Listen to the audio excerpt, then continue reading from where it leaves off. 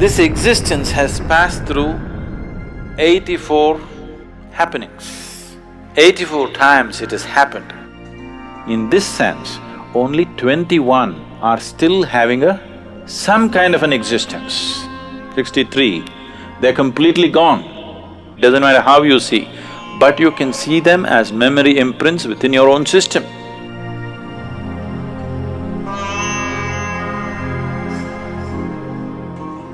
"84 is a significant number today in our lives, whether we are aware of it or not. Why 84 is significant is, this existence has passed through 84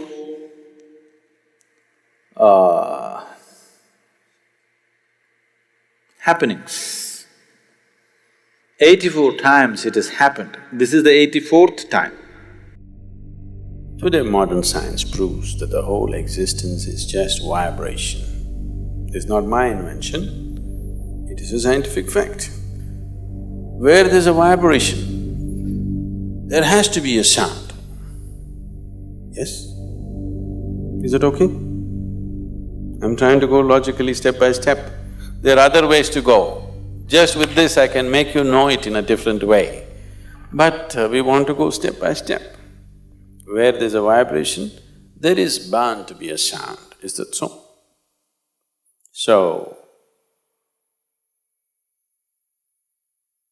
you're not just a vibration, you are a sound,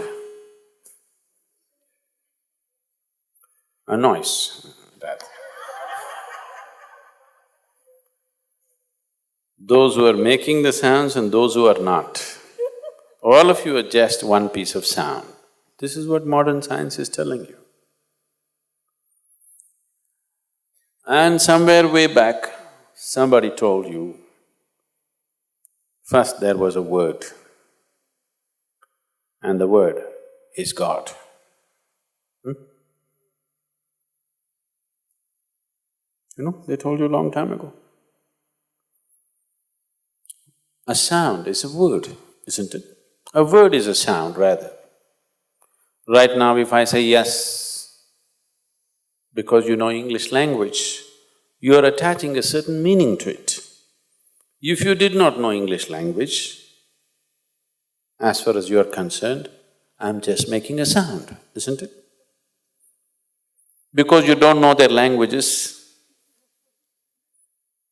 you are thinking they're making some crazy noises? No, they're saying something.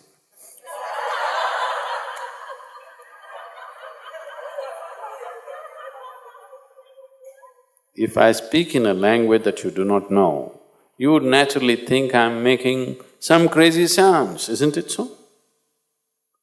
If I speak right now in Tamil or Kannada or Telugu or some other language that you do not know, you would think I'm making some… You don't know whether I'm really speaking a language or making up some nonsense, isn't it so? Yes. So word is just a sound. So they said that word is God. Because anybody who's looked at the existence closely can see that what you call as creation and what you call as the creator cannot be separated.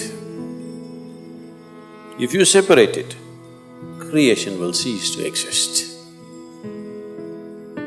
Unless it's constantly supported by the source of creation, not for a moment can this creation process go on. Because creation is not a done thing, it is an ongoing thing. Yes? Are you an ongoing thing or you're a done thing? I hope you're not a done thing. You're an ongoing process. Without the involvement of the source of creation, how would the creation be an ongoing process? It is constantly involved. It cannot be separated. So it is because of this, they said, first there was word. That means from total, unmanifest existence, when it began to manifest, the first thing that happened was sound. Even the scientists agree it was a big bang. A bang means a sound, right? In India, it's very beautifully expressed. The first and only one god who existed in that part of the world was Rudra. Rudra literally means one who roars, a roarer. So why they called him Rudra is, that is the beginning of creation, because it's a roar. The scientists call it a bang. Now, the scientists are withdrawing that bang theory, that one big bang theory, and they're saying there were a series of bangs. So one very popular physicist right now, who's written very popular books, recently he wrote a book, I didn't read this, I met him he wrote a book called Endless Universe. Yes, Endless Universe. Always science has believed that everything has a beginning and an end. Now physicists are talking about an endless universe. The yogic system has always been talking about an ever-expanding universe. For the first time, top-level physicists are beginning to recognize that there is no beginning and an end, it is an endless universe. It is a popular theory going on right now among the scientific community that universe may be endless. So when I was in conversation with him, I asked him, is it possible that it was not a bang, but it was a roar, a continuous roar? He thought about it, he looked at many things and then he said, it's possible. Maybe it was not just a bang, it was a roar. It didn't happen in one instant, it roared for a certain length of time and slowly creation began to happen. So the first form, the first god was known as the roarer. Rudra means the roarer. So I asked, how many times do you think he could have roared? He said, we cannot say. We cannot say because we have no way of knowing how many times, but obviously he's roared more than one time. Then I said, someday if your research takes you there, keep this as a guide point. He has roared 84 times. He asked, how do you know? On what basis are you saying? I said, by looking into my system, I'm saying, creation has roared 84 times. And it will roar further, many more times. A maximum of 112 times it will roar. When it roars the last time, then there will be no beginning and end, it'll be a perpetual creation. That's too far, but I told him, you hold this 84 as some kind of a guidepost and you have machines and mathematics. I didn't learn 1 + 1 how much. You learned all those things, you work on this someday. Someday if you arrive at a number, you will arrive at this number, it will be 84. How is this possible, he asked. I said, see, if you cut a tree today, people look into the rings of the tree and talk about, in the last 1,000 years, when a drought happened, when excessive rain happened, when a fire happened, everything, right?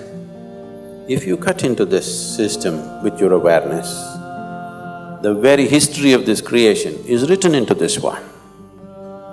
84 times the creation has roared. We are in this 84th roar. What has happened as a result of that 84th roar is where we are. Out of the 84 creations that have happened, 83 have happened, this one is happening. Out of these, as creation is happening, ongoing, the dissolution also is ongoing. So the dissolution process started for some creation and they started dissolving and dissolving and dissolving. Out of this, only 20 are still in the process of dissolving, in different levels of dissolving. The others are completely obliterated. Except you can look at them in your awareness, looking at this creation because in some way it contains the residue or the experience of all that. Just as you carry your experience of life into everything that you do, the process of creation also has been carrying the experience of every creation into the next one and the next one, though they're completely different. Though they may be completely different. Say, you went to school and played soccer, and that was 25 years ago. Now suddenly it happened, you were 45 years of age and a burglar entered your house. When a burglar enters your house, you are not going "Kya!" like this. You will go like this.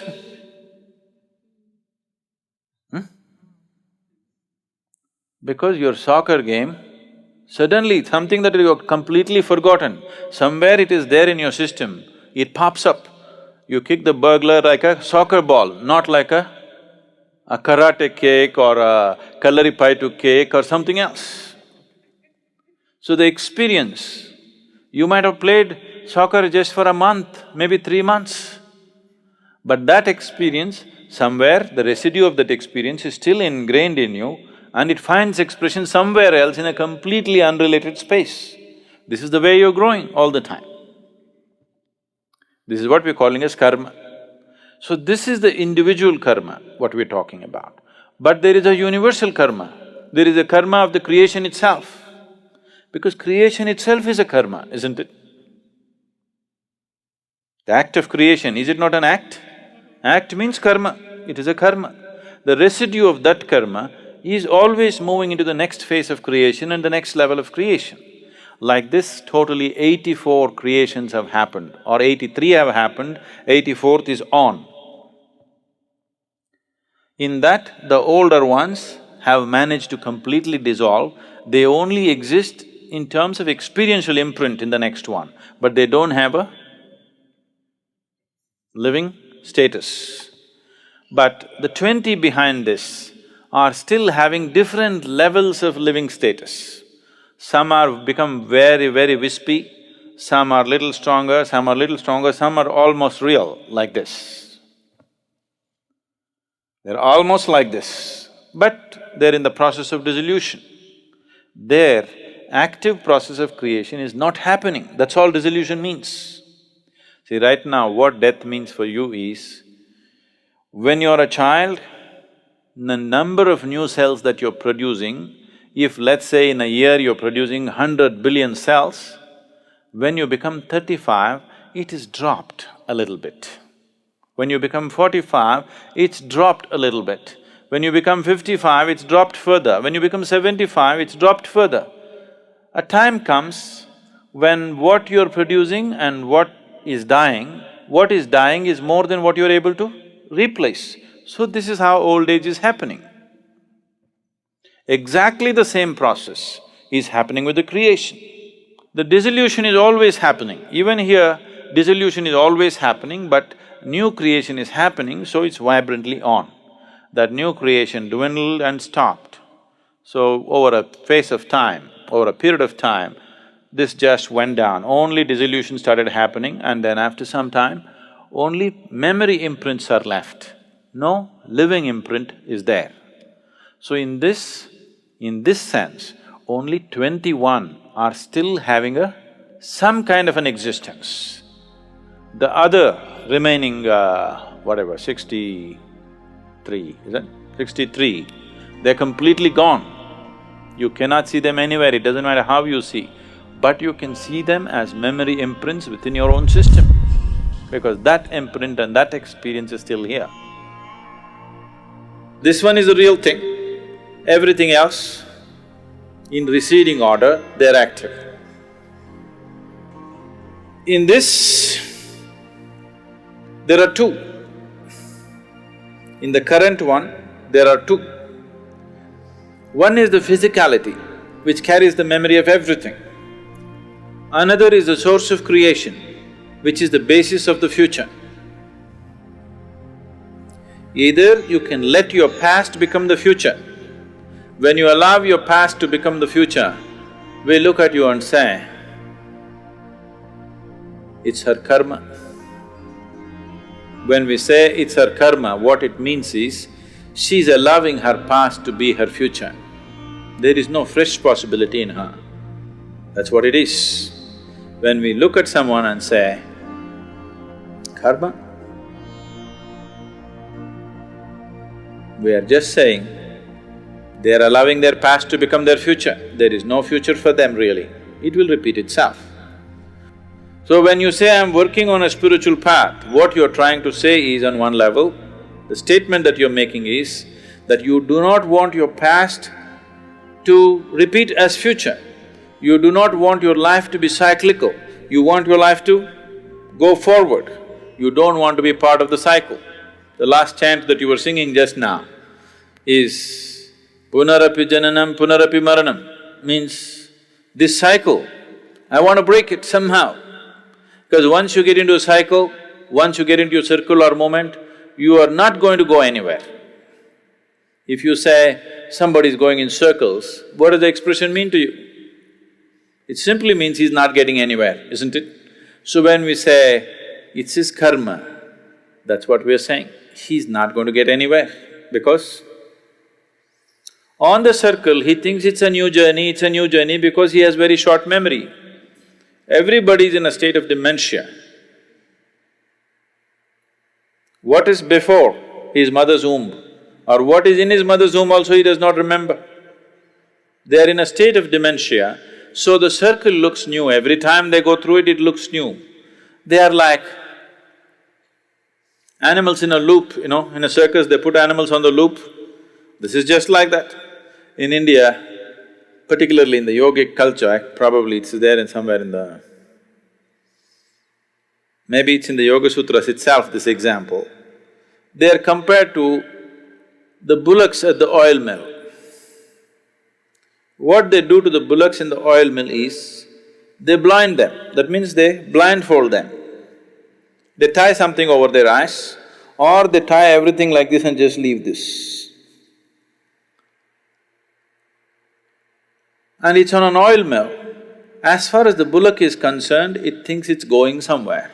It's like you go on a treadmill, it feels like you're going somewhere, but you're not going anywhere. That is karma.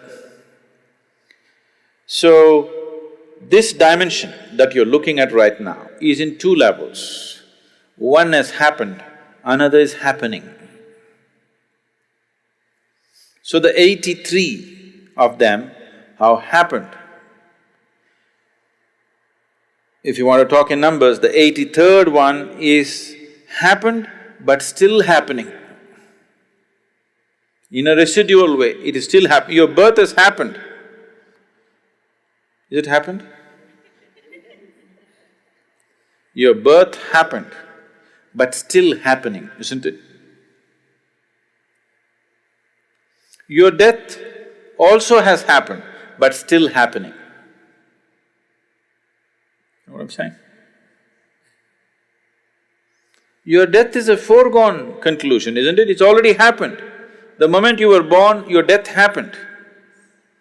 First step towards your death happened, but still happening.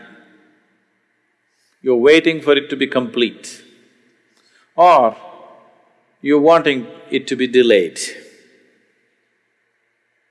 But it is happening, isn't it? And it's already happened.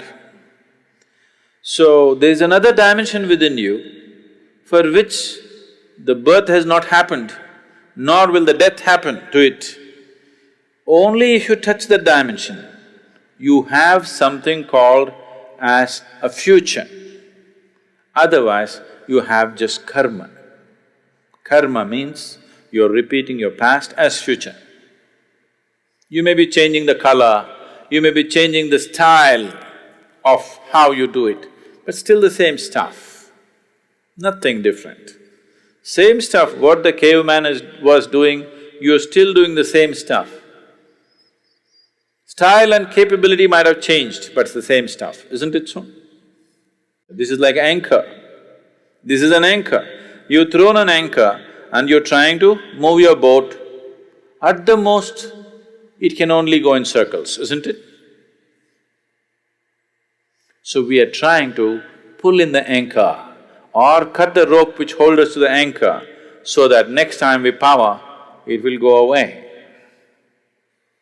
So the whole spiritual sadhana is based on this, that you want to become free. Free does not mean you have to forget, but you have to become free from the memory which rules you. And the memory is not just in your mind, every cell in your body carries memory. This much is very clear to us through genetic science and other things. You are carrying the memory of your forefathers and you're still behaving like them, you're still having a nose like them, look at this. Unless you had a nose job done recently. Yes? There are many symbols or there are many aspects in the body which clearly say that the memory of these 84 creations are still there in your body. It is there in every atom in the existence. So what you're trying to cleanse is, you want to cleanse it from the memory because this memory binds you. This memory gives you a sense of belonging, at the same time this memory binds you, it doesn't let you go. So when you do sadhana, you're trying to cut everything because without cutting that, without cutting your anchor, you're not going to move ahead. So why this memory is holding me back? It is that memory which has given integrity and stability to your body and the structure of who you are right now. Without that, without this memory, this body couldn't be created.